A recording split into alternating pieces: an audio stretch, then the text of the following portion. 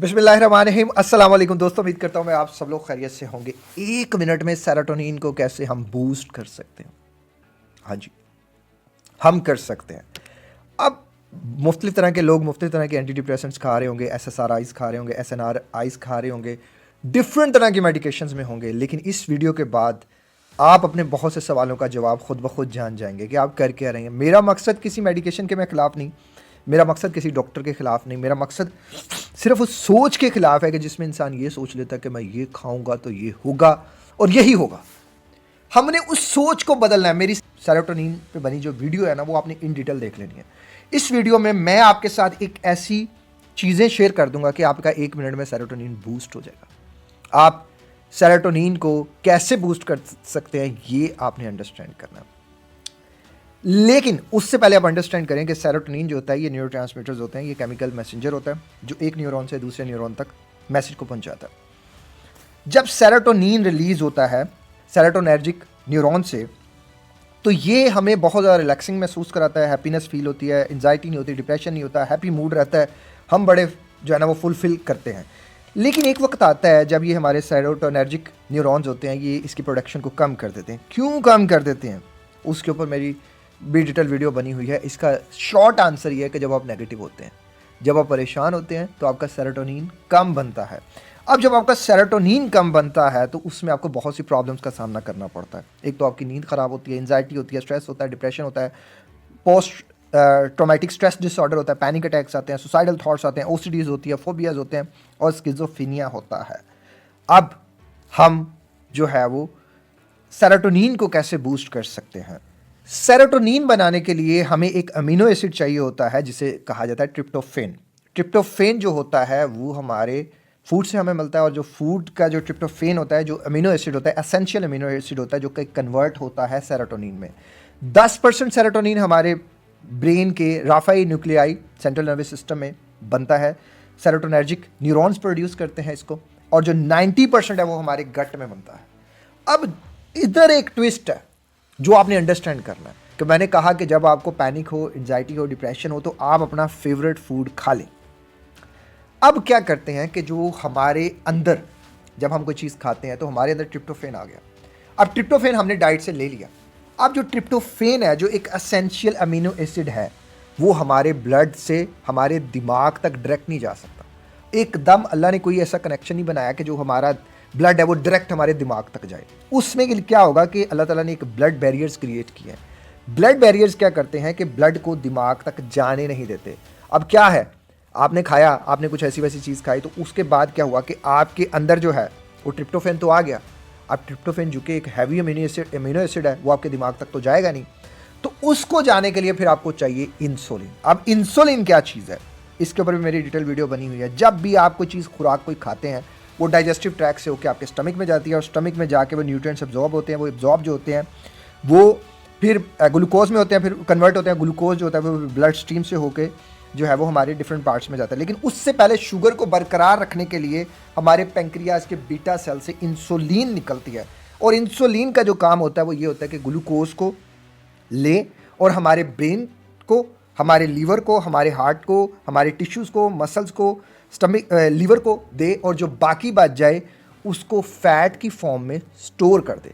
अब यहाँ जो है वो तो हमें पहले तो चाहिए थी इंसुलिन।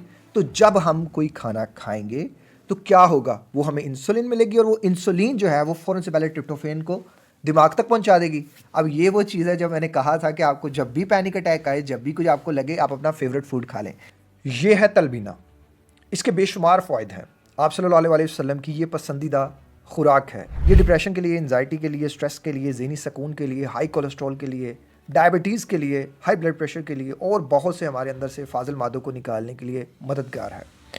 रोज़ाना अगर इंसान इसका नाश्ता करता है तो उसे हैरान कुन फ़ायदे मिलते हैं। मैंने ख़ुद अपने डिप्रेशन और एंजाइटी को बहुत हद तक कंट्रोल देखा। ये मेरे ज़ाती तजर्बे में बहुत ज़्यादा जो है वो अहमियत का हामिल रहा। इसके अलावा मैंने बहुत से लोगों को रिकमेंड किया, और हर बंदे ने 100% रिव्यूज़ दिए। ये पॉजिटिव साइड पे रहा। आप हमसे मंगवाना चाहें हमसे मंगवा सकते हैं, या आप ख़ुद बनाना चाहें ख़ुद बना सकते हैं। रेसिपी हमारे चैनल पर मौजूद है। कोशिश करें कि अपनी खुराक को बदलें।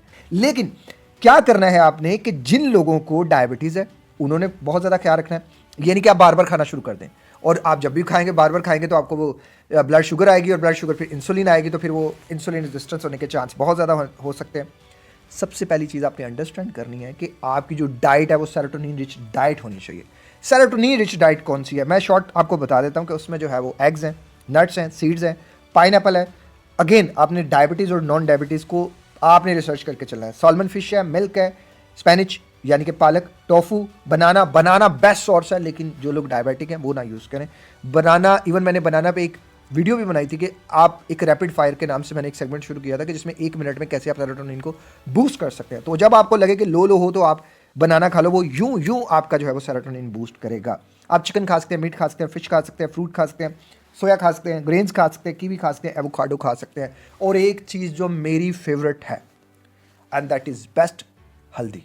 हल्दी में पाया जाता है कुरकुमाइन। जो कुरकुमाइन होता है वो एकदम आपकी ब्रेन हेल्थ को यूं बूस्ट करता है, आपको एकदम जो है वो बहुत ज़्यादा सेरोटोनिन देता है। कुरकुमाइन का कावा पिएं, हल्दी का कावा पिएं।